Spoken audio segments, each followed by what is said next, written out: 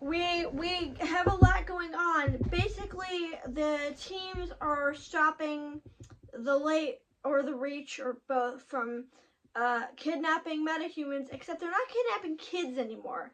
They're kidnapping people who are already metahumans and basically taking them to Jervis Tetch and having him inject them with nanomates, and he's able to control them with those nanomates. If you're not familiar with Jervis Tetch is the Mad Hatter, and his thing is that he can basically hypnotize people. In the original incarnation, I think it was more like natural hypnosis with a stopwatch, but now it's like technology, which I think is kind of neat. And you know me, I'm a sucker for mind control in shows. So this is right up my alley.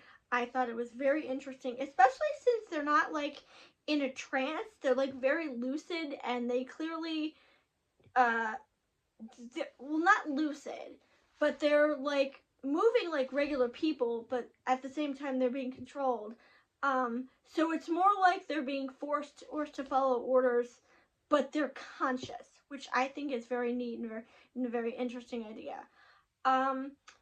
We're also introduced to a lot of villains. We are introduced to Mist, who I'm not familiar with. We are introduced to Livewire, who I am familiar with, and I don't know about this incarnation, but the incarnation from My Adventures with Superman is voiced by Zara Fazal, who is the person who voices, sorry, I paused there, I don't know why, who is the person who voices Halo, which I thought was very neat, because I legit thought Halo had an actual accent.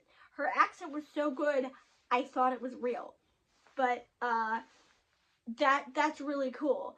I might get to My Adventures with Superman at some point. I don't know. It depends on what y'all want me to do. So tell me in the comments if you want me to talk about more like comic-y stuff, then I'll do it. We're also introduced to Airwet, Spoiler, and I forget the other one's name. Which is basically Orphan is the other one, and Orphan is the one who's voiced by Will from Witch, but that's neither here nor there. They have a team, and the thing is, all these teams are working in tandem, but they don't know they're working in tandem, and that's the big conflict of the episode, which I actually kind of agree with Diana on. Why not just at least tell the teams themselves, hey, you know, we're working with all these other teams, but you can't, like, let on that you're working with the other teams. They don't know they're working together. They don't know about each other, which I agree is very, very shady.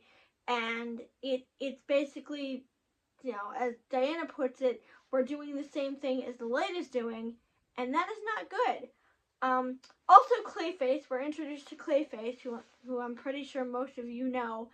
And there's just a lot going on in this episode. It's not bad, it's just a lot of it was like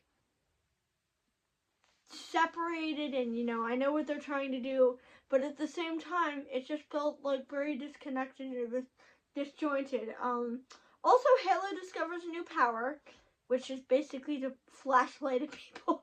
So that's a thing. Brian, they get intel on his sister. And we meet Cheshire, who is one of my favorite DC characters, whose gimmick is basically that she works for the Light as an assassin, but she's also the mother of the child that Megan and Roy are. Is it Megan? Roy is raising. She's her mother, but she doesn't want to visit her because she feels like that child, who died in a previous continuity, by the way, and that pissed everybody off. But she feels like she is better off without her. I kind of agree with her, but I also feel like, you know, she should at least go and, you know, peep through the window and see how her kid is doing. But Cheshire's dynamic is really cool. There's so much going on in this episode, and I feel like, you know, none of it has to do with anything else that's going on in the episode. I think it does set up that the Reach is planning something, because they're taking all these people, they're nanoteching them, they're enslaving them, and I feel like it's leading up to something, but I don't know what. I don't remember what because I watched this show over a year ago. So, is there anything else?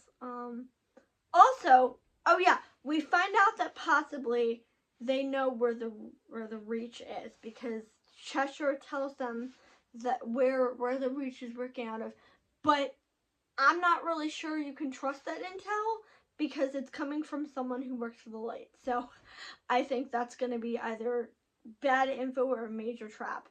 Also, Black Lightning and the Doctor are in bed together.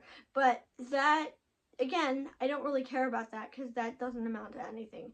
But I think that's it for today. And tomorrow we move on to episode 9.